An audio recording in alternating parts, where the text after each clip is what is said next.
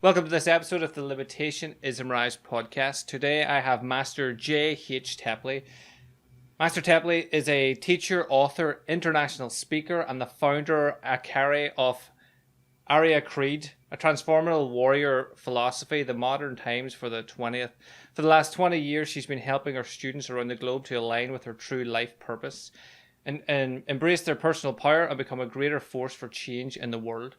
Her method, Arya Mind Training, is a unique system that combines ancient wisdom with recent scientific discoveries in philosophy, quantum physics, and neuroscience. Master J often refers to her work as elite spiritual forces.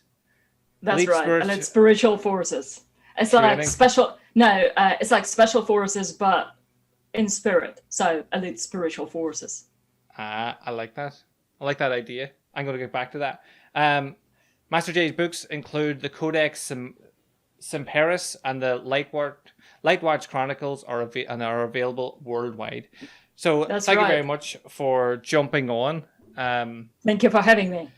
I'm really excited for this talk. So one of the things that I thought we would talk about, because it's an area that we both know a lot about, and we get questioned on it a lot, is meditation. So are you happy to go with meditation and things like that?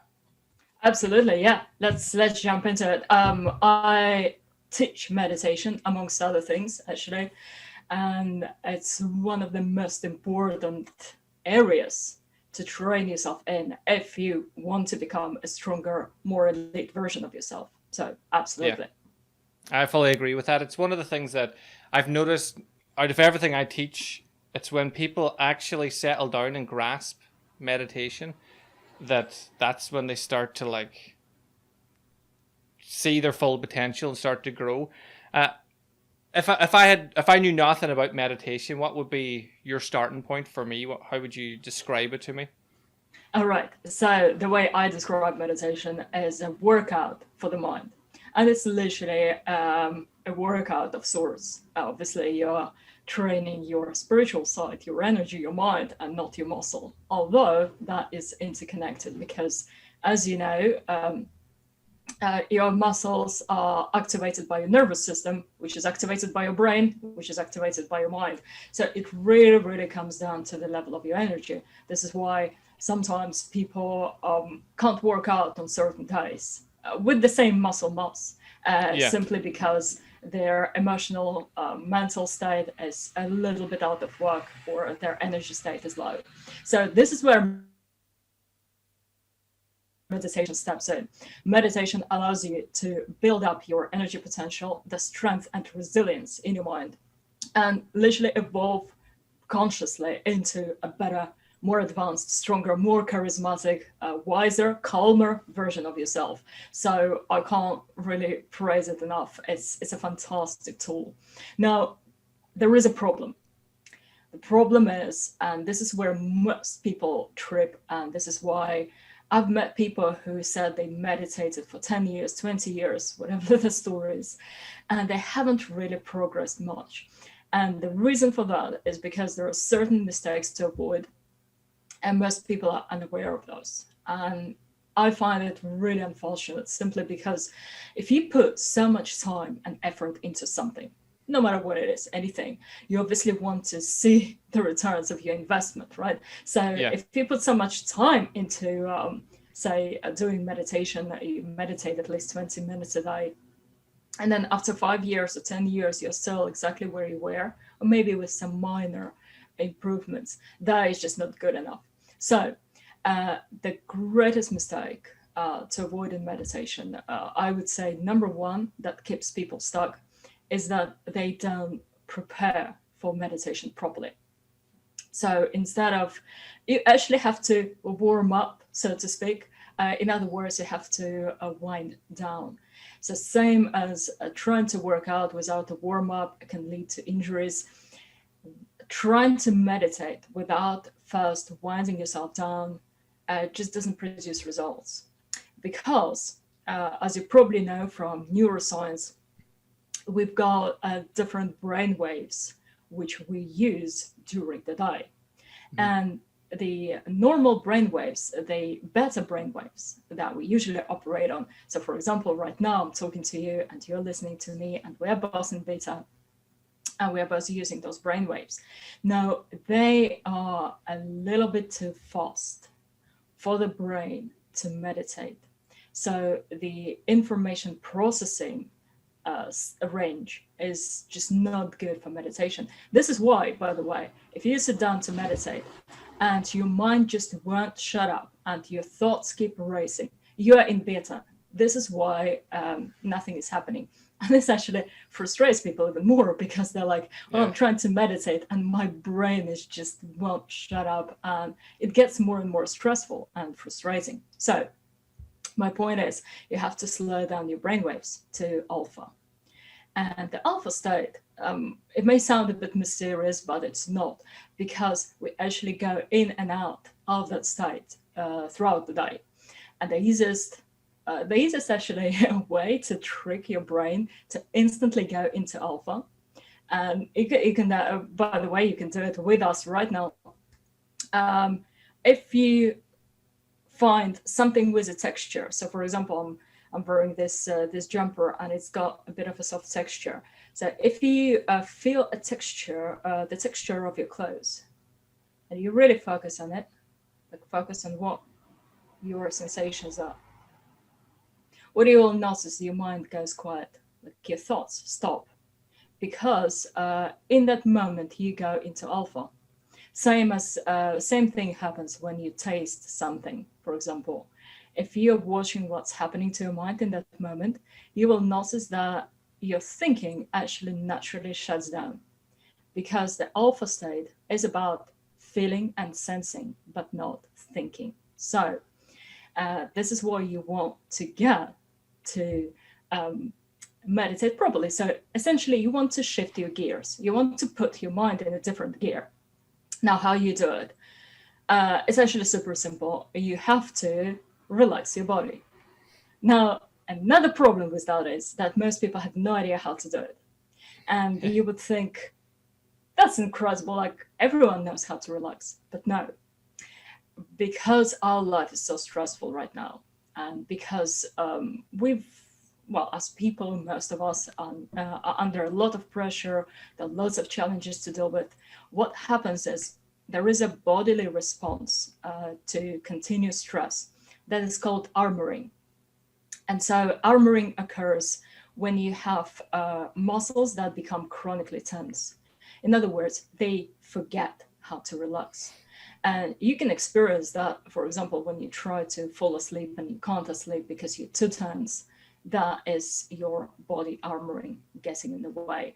And if, for example, sometimes if anyone tried to massage your shoulders and they're like, that is as hard as rock, that's body armoring.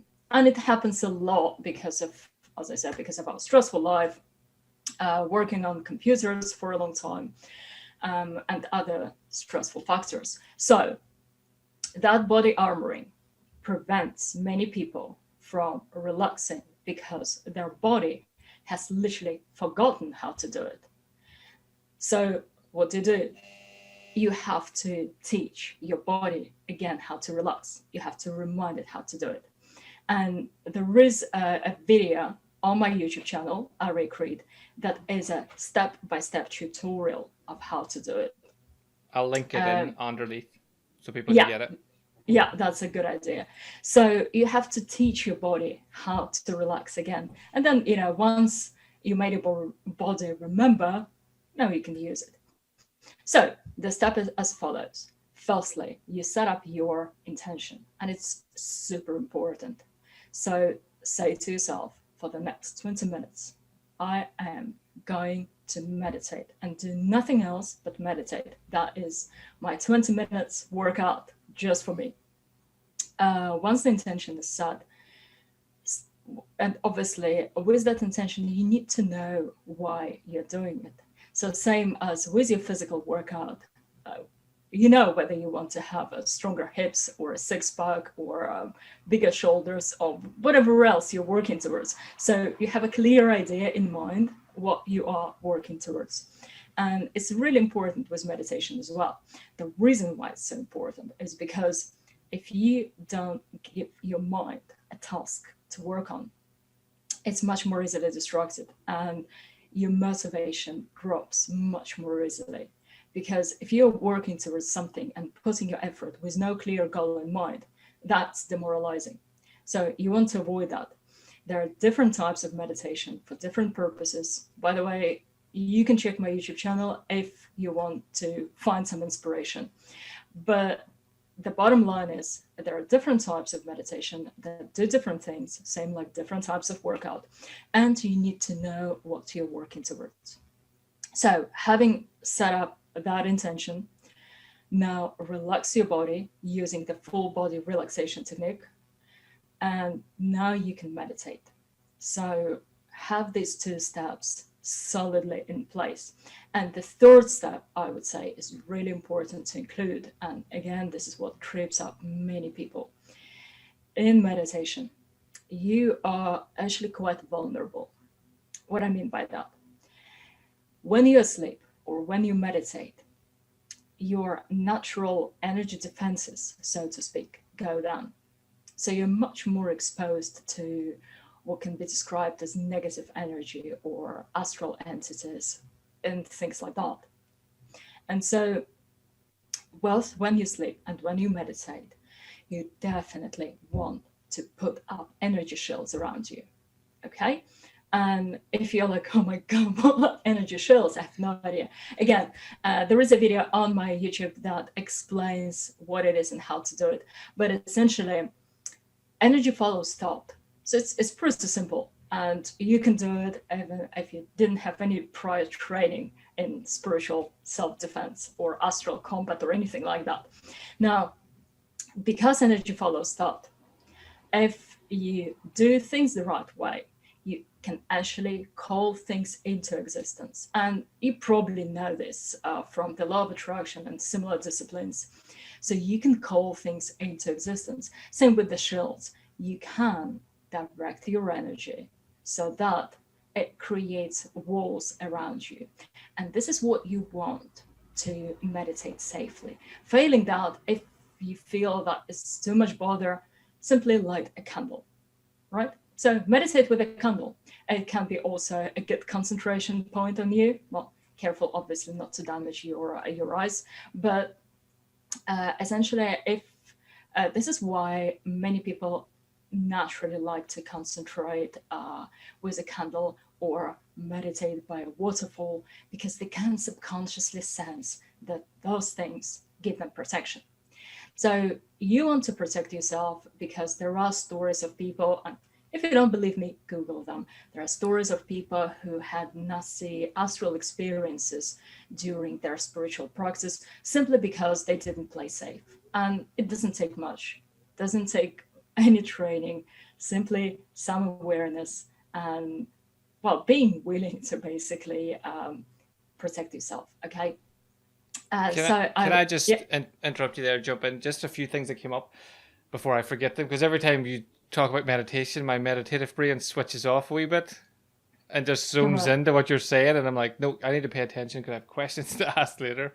For sure. So I love the way you talk about it. Like, we've known each other for years, and anytime we talk about it, it is like I feel like we go into like a meditative conversation.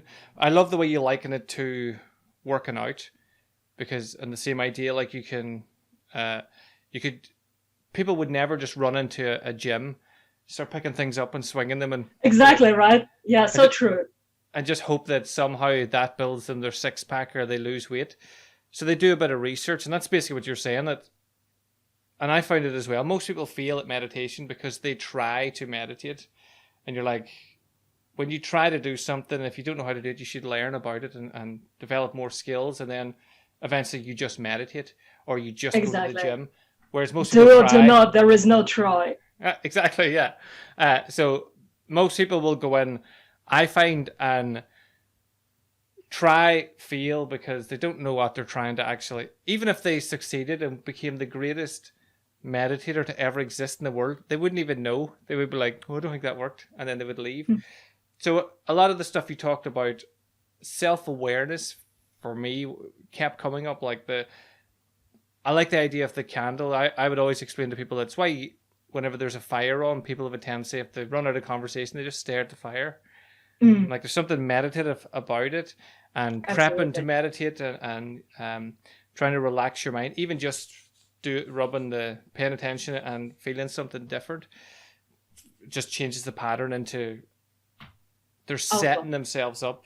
Yeah, even if they didn't know if it was alpha, beta, whatever they were doing, they know that they're setting themselves up for a better experience rather than just going. So do you find Absolutely. that self-awareness is sort of the way I like it is it's like common sense. It's not as common as people believe it to be. So people think they're self-aware, but when you start to explain, they go, I didn't know that.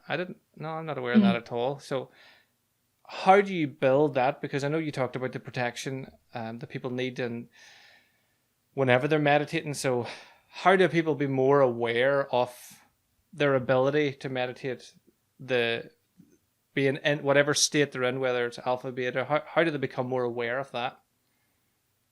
Right. So, are you asking how do they know if their meditation works? Yeah. Okay. All right. So, it's very easy. It's super easy to tell whether you're doing it right, because if you did it right, you get up a slightly different person than you were when you first sat down on the cushion. So, what I mean by that, let's say you're a bit frustrated, you go into meditation, and then you get up a very different person, feeling much more joyful, relaxed, and peaceful. Even if it's just a little bit, it means that you're doing it right. If after meditation you feel exactly the same as you were when you started your practice, or if you're feeling worse, that means that you're not doing it right. So this is a very easy way of doing this self-check. Brilliant. Yeah. So again, a lot of people think it's very complicated, but that's I put it even simpler to people as I go, well, if you were meditating because you're stressed and then you're not stressed after, then it worked. If you're Exactly. somehow more stressed, Then it didn't. then then it didn't work. Um, Exactly. so sorry to interrupt you. We'll get back to so we had talked about the protection, and then where were we going then? I guess jumped in because I was excited. No, that's good. So remember intention, relaxation, and protection. So treat it with the same kind of mindset as you treat your physical workout, because you would try to protect your body. You wouldn't do things that, say, strain your ligaments, or damage your body in any way. Same with meditation. Now, to avoid damage in meditation, which is actually possible because it's a workout, it's a training, and people have this uncanny, amazing ability to damage themselves with literally anything. Yeah. So, safety first. How to play it safe? Well, the best way to train meditation and to really get powerful and solid results is to do it in progression. Same as with physical exercises, you start with small weights. If you're into weightlifting, for example, and then you build yourself up so you don't grab the most, the biggest, the heaviest weights right from the beginning, because you know how that is against common sense. Mind you, some people say that common sense is a superpower these days. Is that real? Yeah, I agree. So, start in progressions. And if you don't know how to do it in progressions, I would suggest you use this book. It's called Codex Imperis. Liam actually mentioned it. So this book explains a lot of things about how to become a spiritual warrior, but amongst others, it's got, I don't know if you can see. It's in reverse, but Yeah, me. well, okay, so I will recover it for you. It's Cool. simple, it's super simple, and it's easy to follow, but it really, really creates a difference, because some people, when I hear people going into transcendental meditation, for example, and they've never meditated before, I'm like, what are you doing? This is not because transcendental meditation is bad. This is because for a beginner, it's too big of a jump because it's way more advanced than what a beginner should start with. So the first step that you can and should train yourself using meditation is step one, which is the body awareness. And this is why, for example, when you practice according to the Buddhist school, they will tell you to focus on your breathing, because focusing on your breathing does the same thing as, say, feeling some texture or tasting something. It naturally puts your mind into the alpha brainwaves. And so you can meditate more powerfully from there. And the third step, I'll recap it quickly because if you want more information, it's all in the book. But essentially, it's scanning your body for any kinds of sensations, acknowledging your sensations. And there is a lot of things you can do from that level, because you can release a lot of body pain if you like to, and become more aware. So you ask me how to develop awareness. You become more aware of how your body functions, what it needs, and basically, because it's such an important part of you, it contributes a lot to how you feel as a person and how you think of yourself as a person. So start with the bodily awareness first, and once you're really confident with that step, once you feel that you've nailed it, then you can move a level up. That is mind awareness. And now you're doing the exact same thing, but with your mind. So basically, you're observing your thoughts and feelings, and you see the contents of your mind without judgment, just noticing what is in there.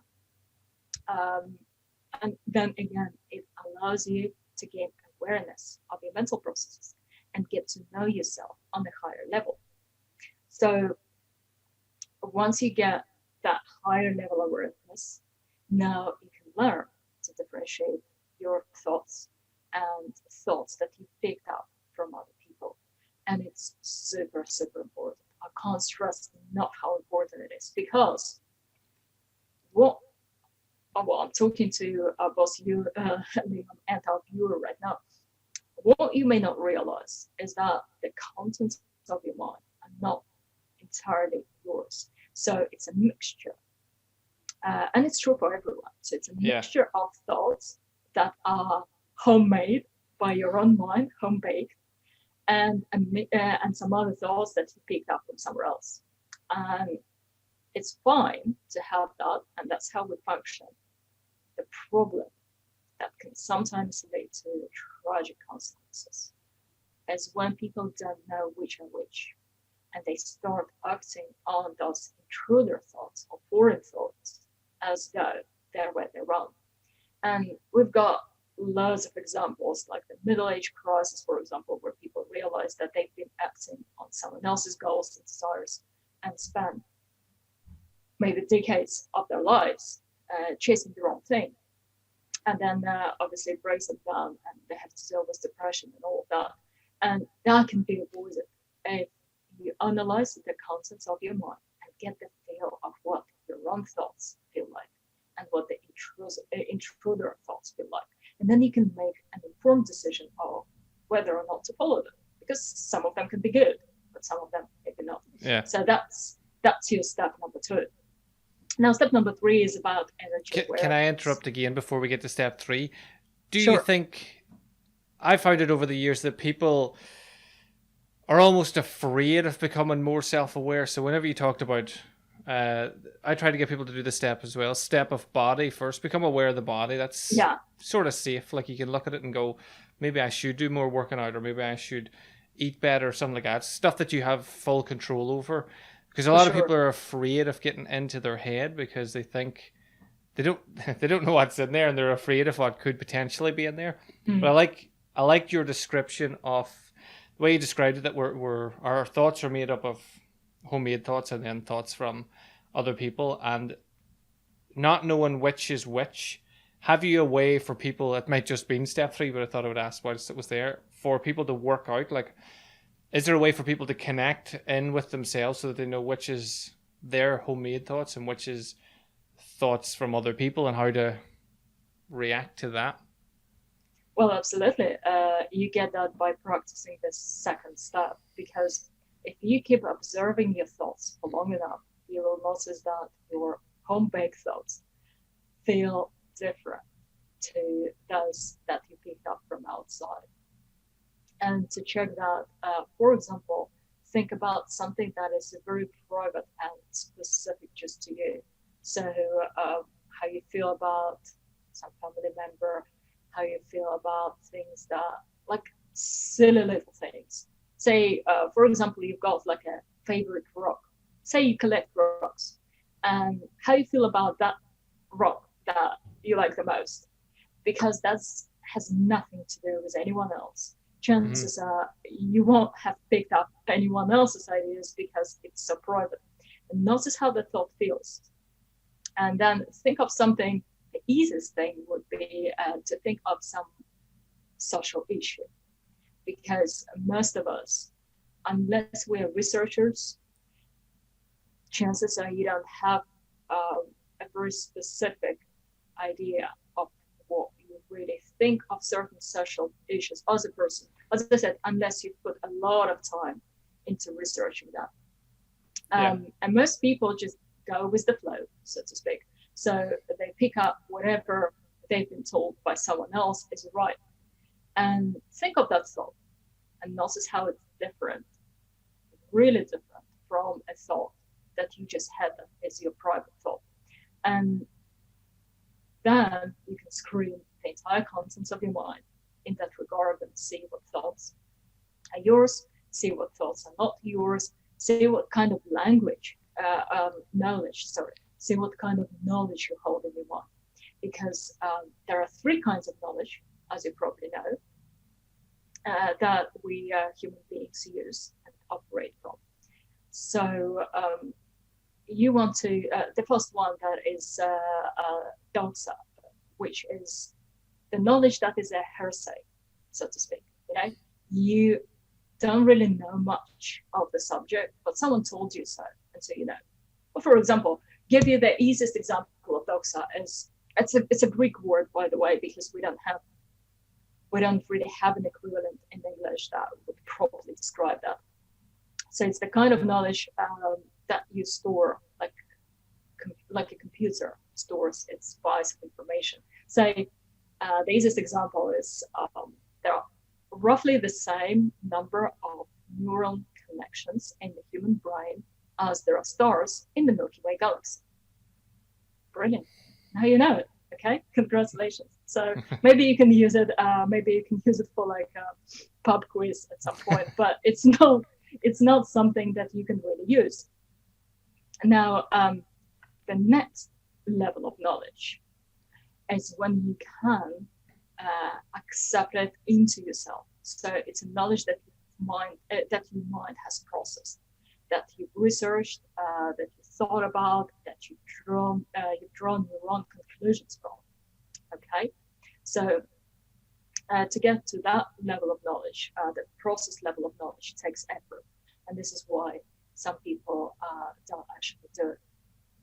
And the third level of knowledge is where ideally we all should aim to be, is the level of knowledge that when you've researched so much, when you're thinking about something constantly, and it's really good for meditation as well, or for any spiritual development.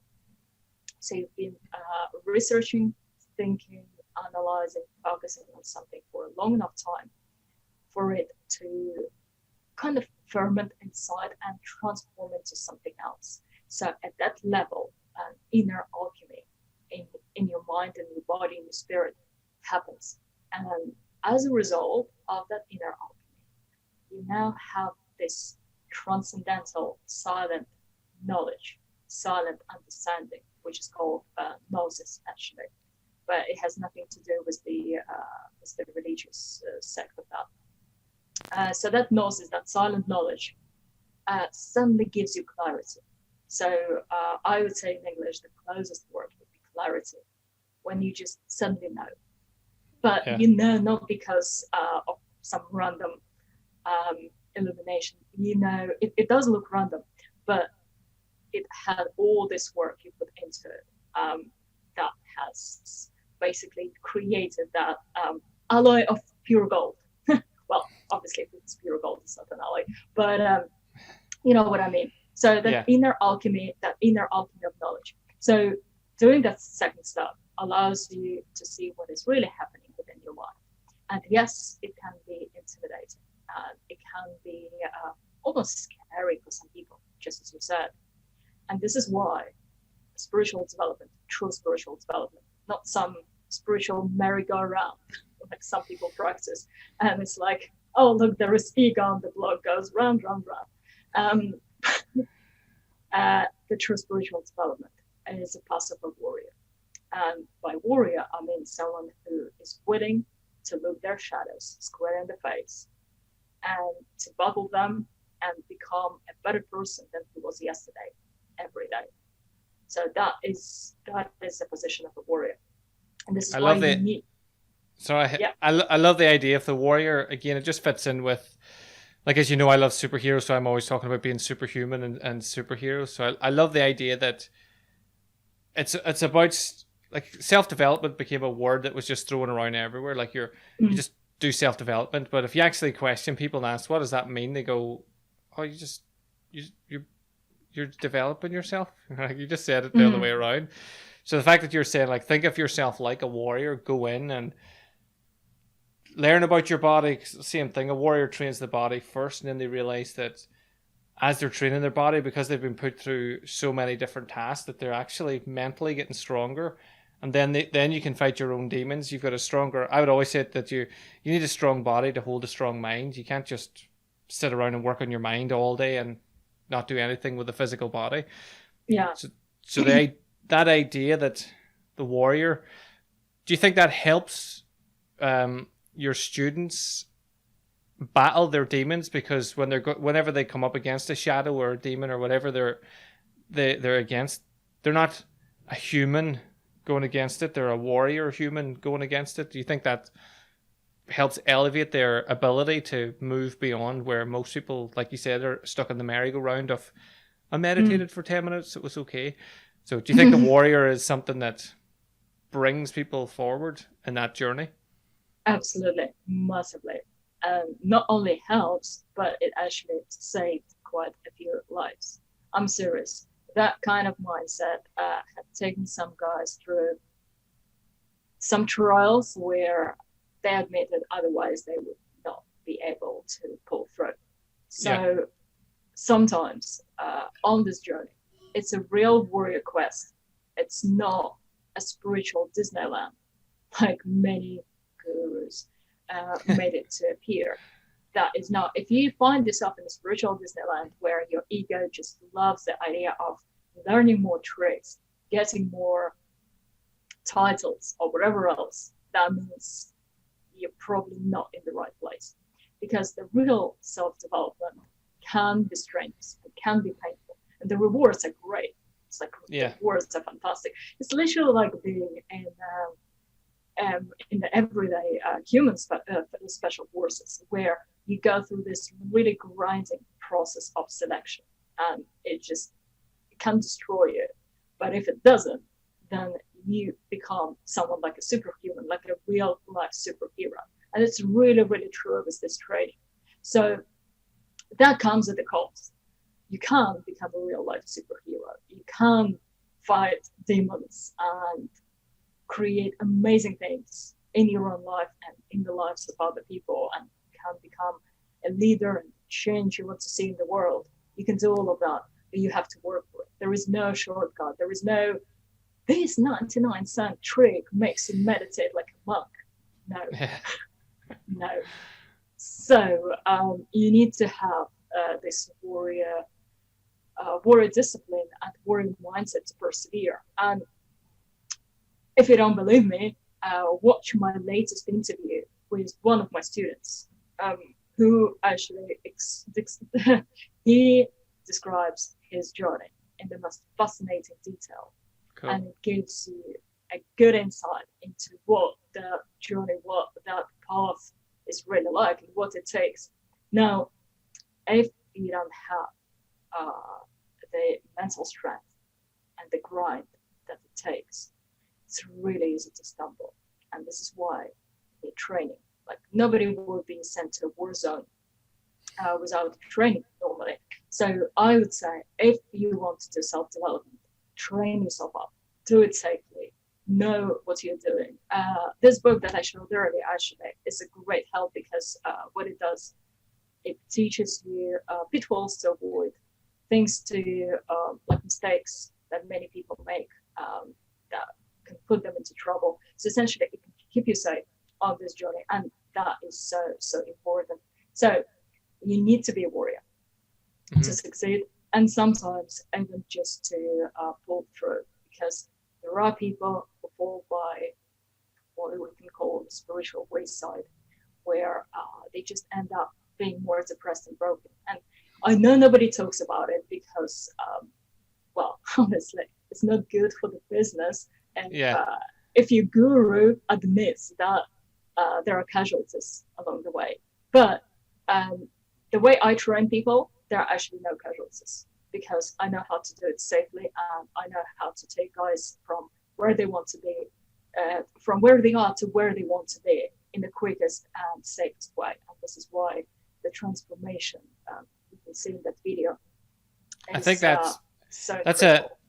that's a sure sign of a true master, is someone that doesn't shy away from the problem areas as well. Like, growing up like in martial arts and around different masters, I met so many that they had the special technique that you'd never lose a fight, you would never get injured, nothing. Right. You would win everything, and you're like, hypothetically, that I messed the move, you can't mess the move up. I'm like, well, that's, so I'm just invincible. You've created an invincible person. Whereas a true master is someone that looks at all areas, and you have it in the book and things as well. But when someone new comes to you, you don't just, excuse my French, fill their head with bullshit to try to make them feel powerful and amazing, and then they go out in the world, like you said, to the battlefield and come back injured, going, here, what's going on now? Whereas you're treating them with the respect to go, this is going to be hard, it's going to be a grind, it's going to be difficult, there's going to be times where you're afraid. Like, especially for men don't like coming in, and even when I say, when we go to do sparring, first day sparring, you will be afraid. I'll not be afraid. Well, then you're going to get killed, because you're not afraid that you're too cocky, something bad's going to happen. Yeah. So the fact that you're actually approaching all of that because most people just, in my experience anyway, think meditation should just be easy. It's why I think so many people feel, they go, sure, it's just sitting down. I can't even do that. I'm shit at, and then they leave, and you're like, that's not what it is at all. So I just love that. This isn't a question. It was just something that I really enjoy speaking with people who actually look at the hard parts of life and study, and if you want to improve, the effort that it takes to do it, and then proven by the fact that you've done it so much that you've become a master of it. Not just, you don't just talk about it down the pub going, I could do a wee bit of meditation on a Tuesday evening with some of the girls around the road, or me and my mates do it after football. It's an actual, it becomes a way of life. And absolutely, that's where I think someone who meditates for real is different than someone who does meditation. Same as martial arts. I used to ask people, like, they would say to me, I've been at martial arts for a year, I've been doing kung fu for a year, and I go, how often do you train? They go, I'll go to a Tuesday and a Thursday class. And I'm like, right, so you've done about 104 hours of martial arts. And I'm like, I do that in a week. Maybe not a week, but you know what I mean? Like, if you train properly in a month, you've done 5 of their years in your 1 month. For so sure.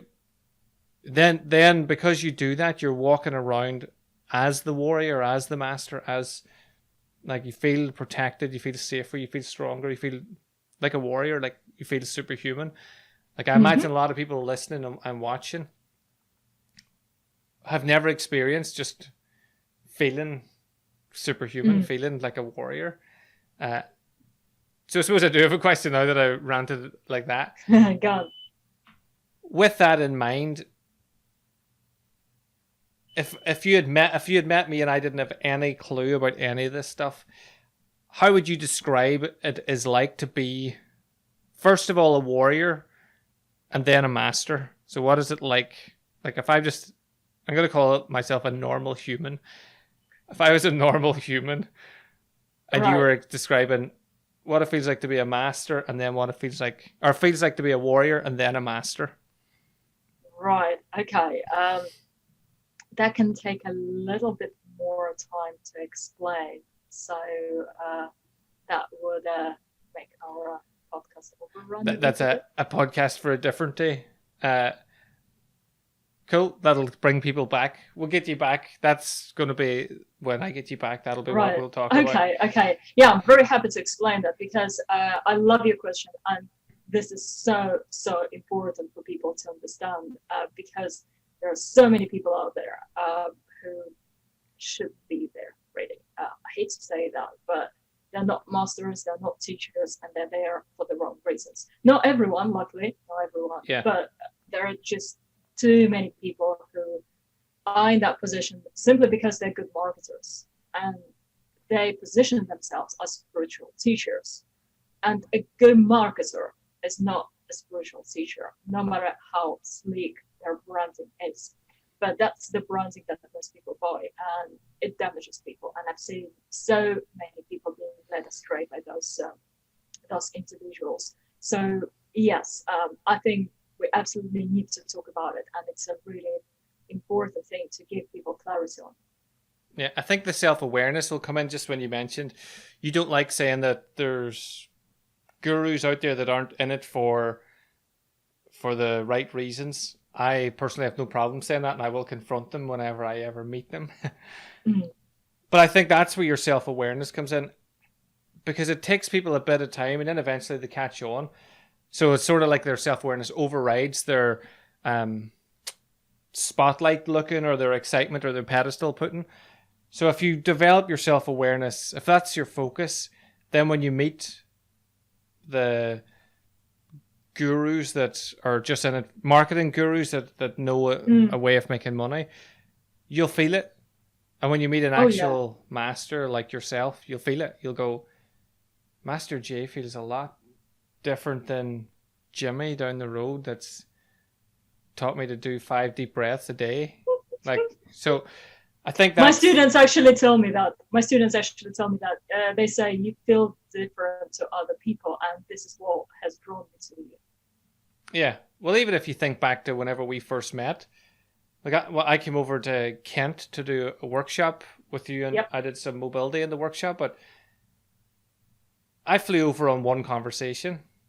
Whereas if I didn't feel that difference, we would have had a couple more conversations till I really was sure. And then most likely I would have just said no, because I know it's happened before, and I'm a bit more blunt and forward than most. I can't go and work under a fake guru, because if they never say to me any questions, it's fine. I'll just stay in my lane. But if they happen to say, does anyone have a question? I can't help myself. I just be like, yes. And then I will question what I think needs to be questioned, which is not great for their students. Whereas, like, the awareness is there. You feel like someone that wants to. I know being around you, I'm going to improve. I'm going to grow anyway, no matter how long I've been doing whatever I've been doing. There's so much that you can teach, and there's so much experience that you've had that I haven't had. So I think if people just switch on a little bit, they start to notice that. They start to notice the fake gurus and the actual masters that are around. Again, not a question, just an observation, I suppose. I know I've kept you for a long time. Is there anything that you would like to hit on before we round up? Is there anything that you want to get across before we... Sure. Okay, so yes, so I would say, guys, if you are into self-development, please put safety first. So find the right person to train you. That's paramount for your success, because no self-training, no solitary effort can get you to your destination as fast and as safely as a good teacher can. So that's the thing to keep in mind. And I would sincerely recommend this book. I know I showed it before, but that is such a helpful reality manual for you if you want to start on your journey and if you want to keep it real. So if you want real results, I would say prepare yourself in the right way. And this book, the Codex, gives you all the fundamentals that you need to begin your journey and to succeed and to stay safe. So I would say that. And I'll link it below as well. And well, last but not least, thank you so much, Liam, for having me on your podcast. I really enjoy talking to you. I always do. So I know that's nothing new, but I would just say that anyway. Always a great pleasure talking to you. Thank you very much. Where is the easiest place for people to reach out to you and find you? My YouTube channel and my website, and they're both Arya Creed. Arya is a Sanskrit word for a warrior in spirit. The reason why I'm using this word, by the way, just quickly, the reason why I'm using it is because we don't have a similar word in English, which is unfortunate. So Arya essentially means a warrior in spirit, but ultimately it means someone who has become different from the rest because of the work they put into their self-development. Brilliant. I love that. Master J, thank you very much for coming on. It was an absolute pleasure. I will link everything below anyway so that people can find it easier. And I look forward to our next conversation in general and our next podcast. For everyone listening, thank you very much. Have an amazing day, whatever you get up to, and I will speak to you again soon. Thank you.